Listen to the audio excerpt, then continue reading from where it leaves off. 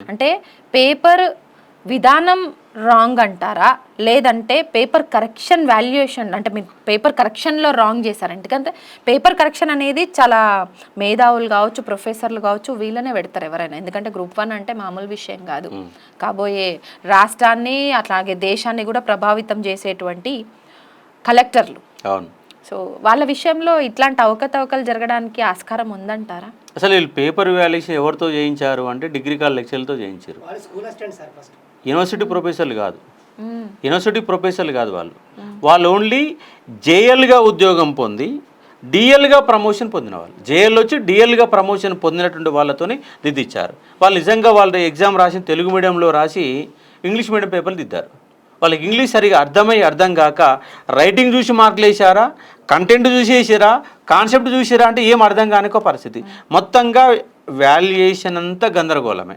మొదటి నుంచి ఇవాళ తెలుగు మీడియం విద్యార్థులు 563 ఉద్యోగాలలో కనీసం 20%గా 10% వచ్చే పరిస్థితి లేదు.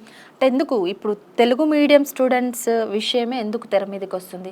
తెలుగు మీడియం స్టూడెంట్స్కి సంబంధించి వాళ్ళే ఎక్కువ లాస్ అయ్యారంటారా? ఎగ్జామ్ రాసిన 100% వాళ్ళే స్కామ్ అంతా వాళ్ళ మీదనే జరిగింది. ఎందుకంటే తెలుగు మీడియం విద్యార్థులు ఎవ్వరు కూడా పైసలు పెట్టి ఉద్యోగాలు కొనేంత స్తోమత వాళ్ళకు ఉంటుందంటారా?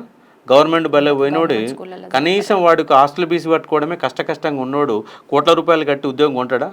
కాబట్టి ఇంగ్లీష్ మీడియం వాళ్ళకే కొనేంత దమ్ము ఉంటుంది, ఓసీ వర్గాలకి కొనే దమ్ము ఉంటుంది. కాబట్టి ఇలా నెంబర్లన్నీ అల్లబెట్టి ఎవరికి అవసరమో ఎవరికి ఉద్యోగం ఇవ్వాలనుకుంటారో అమ్మకాన్ని పెట్టిన ఉద్యోగాలు వాళ్ళ వర్గానికి సంబంధించిన ఉద్యోగాలు ఇవ్వడం కోసమే ఇలా ఒక 200కు పైన అన్నోన్ మెంబర్స్ అంటే టాలెంటెడ్ కాని వాళ్ళు. ఎందుకంటే మీరు హాల్ టికెట్ ఫిలిమ్స్లో ఒక నెంబరు, మెయిన్స్లో ఇంకో హాల్ టికెట్ నెంబర్ వేరు ఎట్లా పెడతారండి? సివిల్స్లో ఒక హాల్ టికెట్ నెంబర్ ఉంటే సేమ్ మెయిన్స్లో అదే హాల్ టికెట్ నెంబర్ ఉంటుంది. లాస్ట్ టైము గ్రూప్ 1లో కూడా ఒకటే hall ticket number films mains జరిగింది. మరి ఇక్కడ ఫిలిమ్స్ హాల్ టికెట్ వేరు, మెయిన్స్ హాల్ టికెట్ వేరు. నెంబర్లు చూస్తేనే వర్షం బట్టి మార్కులు వస్తాయి. ఒకే సెంటర్లో 74 మంది సెలెక్ట్ అవుతారు. కొన్ని సెంటర్లకే ర్యాంకులు వస్తాయి. 960 మంది రాసినట్టు ఆ ఒక సెంటర్లో జీరో సెలక్షన్కి ఉంటాయి. ఏంది గందరగోళం?